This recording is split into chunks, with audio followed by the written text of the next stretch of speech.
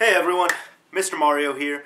Anyways, I kind of wanted to do a video like this, so I thought it was, time, I guess, to do one.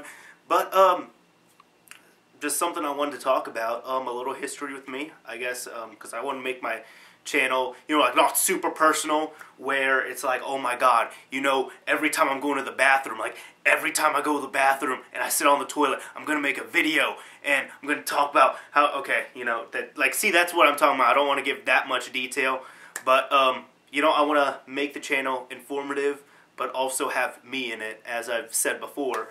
So, first off, I just want to say, I've made some videos like this before, people have liked them, but if you like these types of videos, you want me to make more, because I just don't want to put all Xbox stuff on my channel. I've said that before too, that I'm not limiting myself to one thing. If I want to put something I like up on there, I'm going to do it. I like doing Xbox stuff a lot, so I'm going to put that up. But if you like these types of videos, just me talking about whatever, let me know. I seem to have gotten good feedback from them before, but I'd like to know. So, I want to talk a little about myself, and this goes back quite a ways. I'm 18 now. I'm going to be 19 in a few months, but this is going to start out with me as a kid. How did I get my start in the modding scene? I like to think I've been doing this for a while. Now, I know people that have been doing this 15, 20 years. I wouldn't really say that's fair to compare me to them, just because, of course, they're probably going to know a lot more than me, and I respect that, but they've been doing this much longer than I have. See, my parents were the type of people where, when I was like 5, I was just playing, like, Jumpstart on the computer and all that, while as all my friends had their Nintendo 64s, their PlayStations and all that, and that's why, I've never... I've never beaten a Mario game, actually. I've never beaten Ocarina of Time, however you want to say it, because I didn't have a Nintendo 64 growing up. I didn't have a PlayStation growing up. I just had a computer, which was a pretty badass computer for its time. It was one of the first computers with a Pentium 2, so you gotta be in that mindset. But, I mean, it was pretty badass for the time it was out. Anyways, what happened was, I was, let's see, how old was I? I was in 3rd grade. I was either 8 or 9, something like that, when I got my original Xbox. Because I really wanted a PS2, and now this sounds like I'm just going into the history of games, so you'll see what's going on. I really wanted a PS2, but then I heard Microsoft was coming out with the system, and I loved Microsoft, and I still like Microsoft. I said I like them, I don't love them, because they've made some pretty dumb decisions. I don't need to bring up the Bill Gates, Jerry Seinfeld, shoe commercial for Vista. It's like Dragon Ball Evolution, we don't talk about it. But, pretty much, so I got my Xbox, that was my first system, I got it on launch day. Really excited about it. I still remember it was $300. I got 3 games with it. People are going to laugh at me about this. I got Shrek. Yes, I got Shrek. I wanted the Xbox for that. Tony Hawk's Pro Skater 2X and Project Gotham Racing. I don't know about Tony Hawk, but I know for sure I still have that same copy of Project Gotham. And I don't have Shrek anymore. That's another thing we don't talk about. But yeah, and each game was $50, I remember, and we had to drive an hour away to a Best Buy there to pick up the system. They had 6 of the systems in, and we got the last one, which was awesome. So that's how I got my start in 2001 with gaming, and in general. Then I kind of started working downwards. I got a PS2, I had a GameCube, I got a PS1 before the PS2. I also got a Genesis. The Genesis and the PS1 I got from my cousin. But what happened was, when I was about 11, I would say, I was on the internet, and I was looking up, and at the time we didn't have it for a while. We didn't have internet at my house, so I was going to the library, and I would look up stuff there, and I heard about this one awesome game called Thrill Kill. And if you all know about it, you should know about it, okay? it was supposed to come out in 1998 for the original PlayStation, October 31st, 1998. The reason why I remember that was just because they were promoting Halloween and everything. I don't remember the game being promoted, honestly, but it was supposed to be a 4-player arena battle system, super bloody, super controversial. The game originally got an AO, then they censored it a little bit. They made 3 or 4 modifications to bring it down to an M rating. What happened was Paradox Games was developing it, Virgin Interactive was publishing it, Virgin got bought out by EA, and this is why I'm a little sore with EA, because they still do shit that pisses me off, but Virgin got bought out by EA, Virgin Interactive got bought out by EA. 2 weeks before the game was supposed to hit shelves, it got scrapped. The game was complete, it went gold, EA said, we're just canceling it. There are many speculations. Now, first off, one thing you should know, whether you know about the game or not, you might read or hear some places that the game was banned. The game is not banned. It was never banned because it was never released. The game is unreleased, but it is not banned. There is a difference. If you don't believe me, you can read the dictionary. Look up those words. There is a difference between the two. So I was hearing about this game, and I was looking into it. I was just awestruck by it. I thought it was awesome. People were talking about it. There were forums dedicated to it. People trying to bring it back. And this is in about 2003 right now that I'm hearing about it. So this is a 5-year-old game. What ended up happening was later on, about a year later, it got to the point where I actually, well, I always wanted to play it, but where I actually dedicated myself to it. So I ended up buying a Breaker Pro online, and at first I had to convince my dad to let me buy one. Then we bought one, and it took like a month and a half to get here. It was terrible, because it was like a $25 mod disc, and I think we paid like $2 or $3 shipping and handling from modchip.com, and it was from some place out in Europe. I don't even remember where, but it took a month and a half to get here. If not a month and a half, it took a month. But it was such a long wait, and for a while we thought they just took our money and ran, because we didn't get a serial or tracking number or anything. And then just as I thought they scammed us, I ended up getting it in the mail. I was able to get a hold of a copy of the game from someone, and that's how I got my start in modding. It was really just me wanting to play this game, Thrill Kill, really bad, to the point where I was, what? I was 12 at the time now. So now I'm 12. I really wanted to play it. And I couldn't solder a mod chip. There's nobody around here that could solder in a mod chip or anything. There's no mod shop. So best thing to do was just swap disk. I had to think of something there. But yeah, so I got my start out on doing swap disk methods using a Breaker Pro. No, not a Breaker Pro. Was it a Breaker Pro?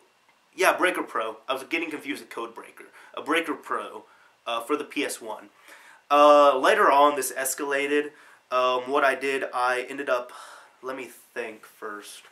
I also used the Breaker Pro on my PS2 later. My PS2, I also got I think like some type of loading disk thing. Another swap disk method. I ended up getting a loader for the PS2. That was like $40, I remember. But I got that, so I was able to play my backups, and then I was able to end up running Homebrew, and I ended up doing the Independence exploit on my PS2 for a while.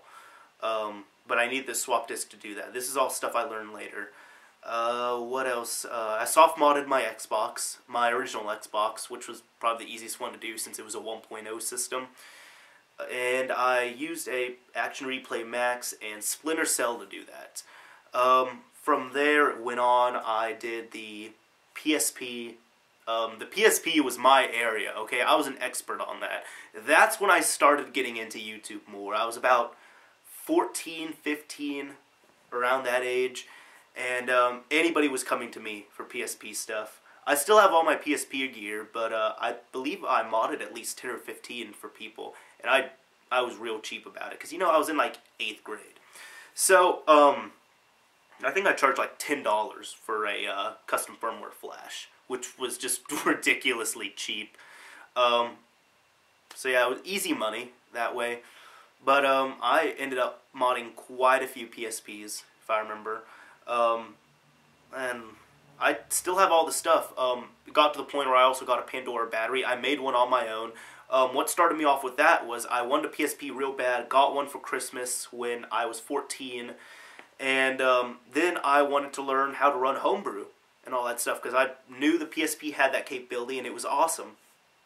So what happened was I ended up using the... This is when 3.03 came out. And now PSPs are on like 6 point something or the 7 firmware. So this is 3.03 when I started. I used the Return of the Liberty City Stories exploit and used that disk to downgrade my PSP to 1.5 and then upgrade it to a custom firmware, which was pretty fun to do. And then it just got to the point, like I said, I ended up making my own Pandora battery and Magic Memory stick. But yeah, that was it. PSP era, what happened was just PSP hype started dying down. And then I ended up getting my 360. For a while, I was legit. I was still looking into modding stuff, but really what happened with this, with my 360, and you could actually see if you scroll down and down and down into my videos, you'll see where I start working with 360 stuff. It's my clear system that you'll see, which I still have, but what happened was when I was working just this past summer, because this 360 stuff just started going on, what happened this past summer was I wanted to start learning how to fix up 360s, because before this I had been entirely software based. I was afraid to open up systems and all that. But what happened was, and I just did the X-clamp fix, alright, X-clamp repair. This is my first time doing it. I didn't know anything about it, you know. But what happened was my buddy had 2 broken systems. I said, hey, do you mind if I borrow them? Maybe I can get one of them up and running. So he said, okay.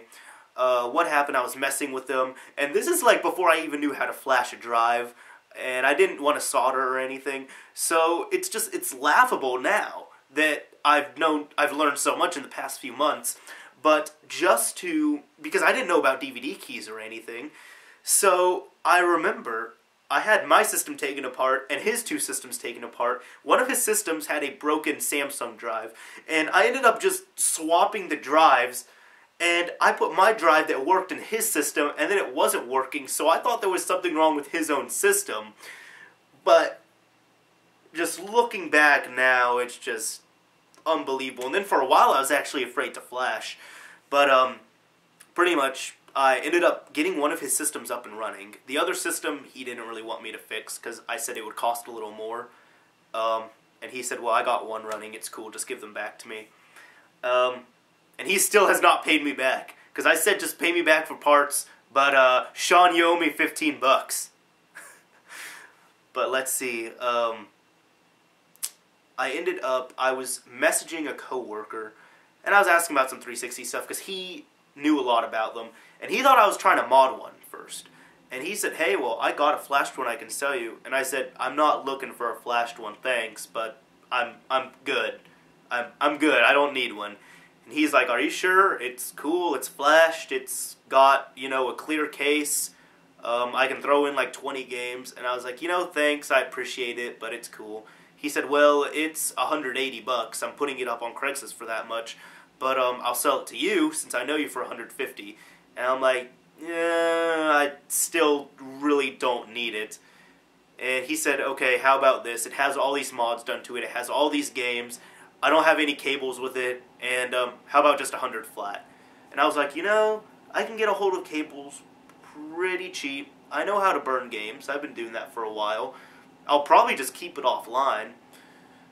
Yeah, I think 100 sounds good. So I ended up getting that clear box for $100. Then it got to the point where, and honestly I found out later, after I flashed the system, the Hitachis can't even get reflashed by Microsoft. Older Hitachis, at least, 59 and lower. But what happened was I was on the, I think 12625 dashboard. And it was the dashboard right after that that reflashed your drive back to stock and could null out your drive key. And I was really nervous about it because I didn't want to lose the ability to play my backup games on this system. But there was one game, it was Body Count, that would update my system software. And I was really nervous because I'm like, I want to try this game, but I don't want to lose the capability to play backups. So then I started looking into it, and it took me like 2 or 3 nights, staying up until 1 in the morning, figuring out how to get the drive to flash. I opened up 2 360s, and neither of them could flash. And this is why I always hint this. I always bluntly state it in my flashing videos, because this is what kept me from flashing them for like 2 or 3 nights, okay? I did not plug my SATA cable into the master SATA port. Nowhere on the internet, one person somewhere said it. But besides that, in no other guide I read, and I didn't even read in a guide, I was just on a forum, and it was a help forum, and somebody said, I didn't post, but I was like lurking on there, and then somebody said, hey, you should plug it into your master SATA port, and I was like, well, I'll unplug my hard drive, I'll plug it in here, and I'll plug in my Xbox, turn on the computer. Alright, Windows is booting up, disable driver signatures, let's open up Jungle. Holy shit! Oh my god! My drive, it's loading! That was pretty much my reaction right there, except it was about 1 in the morning when I figured it out and everyone was sleeping, so my reaction was more like...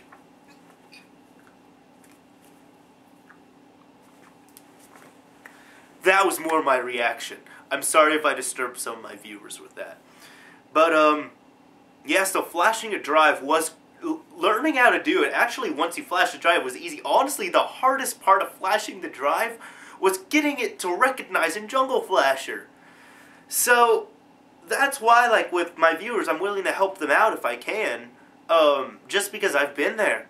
And it's difficult. And, you know, some people, they just say, oh yeah, all you have to do is plug in a SATA cable. If you have no experience with it, I mean, I know people, they don't even know what SATA means. I know people that don't know what SATA cables are, and they have them in their computers. Almost everyone has a SATA cable in their computer. But, yeah, so this video is almost 20 minutes, but that is how I got my start in modding, and up until now. And before this, I mean, you really have to realize that in between all of this stuff, I've always been very tech savvy. And really what started me off with that is a whole different story. But I can honestly say what started me out mainly with all my tech savviness was Napster. Back in 1st grade. That was me. So yeah, that's it. I hope some people enjoyed this video. Like I said, if you want me to do more of these, just go ahead, comment, tell me something like that. I'm willing to do them. But yeah, that's it. Anyways, this is Mr. Mario signing off. Thanks for watching.